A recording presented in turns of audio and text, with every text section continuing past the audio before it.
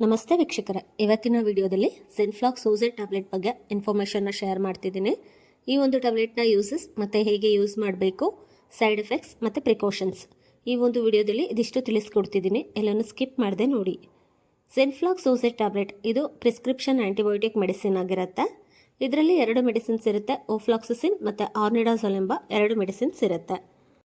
ಈ ಒಂದು ಟ್ಯಾಬ್ಲೆಟ್ನ ಯಾವ ಸಮಸ್ಯೆಗೆ ಬಳಸ್ತಾರೆ ಅಂತ ನೋಡೋದಾದರೆ, ಬ್ಯಾಕ್ಟೀರಿಯಾದ ಸೋಂಕಿಗೆ, ಪ್ಯಾರಾಸಿಟಿಕ್ ಸೋಂಕು ಮೀನ್ಸ್ ಕಲುಷಿತ ನೀರು ಅಥವಾ ಆಹಾರದ ಮೂಲಕ ನಮ್ಮ ದೇಹಕ್ಕೆ ಸೇರುವಂಥ ಸಣ್ಣ ಜೀವಿಗಳಿಂದ ಈ ಒಂದು ಸೋಂಕು ಉಂಟಾಗುತ್ತೆ.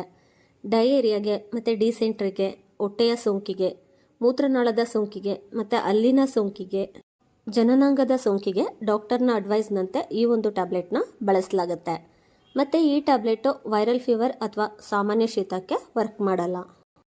ನೆಕ್ಸ್ಟು ಈ ಒಂದು ಮೆಡಿಸಿನ್ಸ್ನ ಹೇಗೆ ಯೂಸ್ ಮಾಡಬೇಕು ಅಂದರೆ, ಡೈಲಿ 1 or 2 ಟ್ಯಾಬ್ಲೆಟ್ಸ್ನ ನೀವು ತೆಗೆದುಕೊಳ್ಬೋದು. ಇದು ನಿಮ್ಮ ಇನ್ಫೆಕ್ಷನ್ ಮೇಲೆ ಡಿಪೆಂಡ್ ಆಗಿರುತ್ತೆ.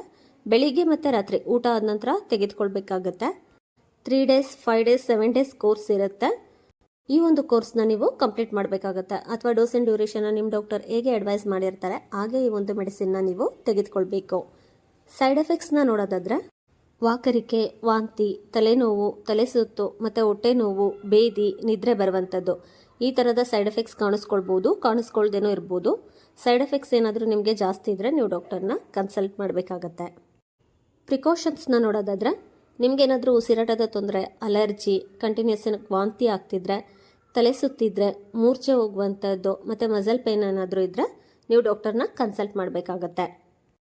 ಈ ಒಂದು ಟ್ಯಾಬ್ಲೆಟ್ನ ತೆಗೆದುಕೊಂಡಾಗ ಆಲ್ಕೋಹಾಲ್ನ ಯೂಸ್ ಮಾಡಬೇಡಿ, ಸೈಡ್ ಎಫೆಕ್ಟ್ಸ್ ಜಾಸ್ತಿ ಆಗುತ್ತೆ.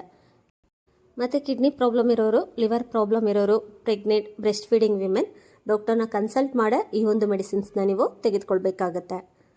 ಇದಿಷ್ಟು ಝೆನ್ಫ್ಲಾಕ್ಸ್ ಸೂಸೈಡ್ ಟ್ಯಾಬ್ಲೆಟ್ ಬಗ್ಗೆ ಇನ್ಫಾರ್ಮೇಷನ್ನ ಶೇರ್ ಮಾಡಿದ್ದೀನಿ. ನಿಮಗೆ ಯಾವುದಾದ್ರೂ ಮೆಡಿಸಿನ್ ಬಗ್ಗೆ ಇನ್ಫಾರ್ಮೇಷನ್ ಬೇಕು ಅಂದರೆ ಕಾಮೆಂಟ್ ಸೆಕ್ಷನಲ್ಲಿ ಕಾಮೆಂಟ್ ಮಾಡಿ. ಈ ಒಂದು ವಿಡಿಯೋ ನಿಮಗೆ ಉಪಯೋಗ ಆಗಿದರೆ ಲೈಕ್ ಮಾಡಿ, ಶೇರ್ ಮಾಡಿ. ಮೆಡಿಸಿನ್ ಮಾಹಿತಿ ಯೂಟ್ಯೂಬ್ ಚಾನಲ್ನ ಸಬ್ಸ್ಕ್ರೈಬ್ ಮಾಡಿ. Thank you.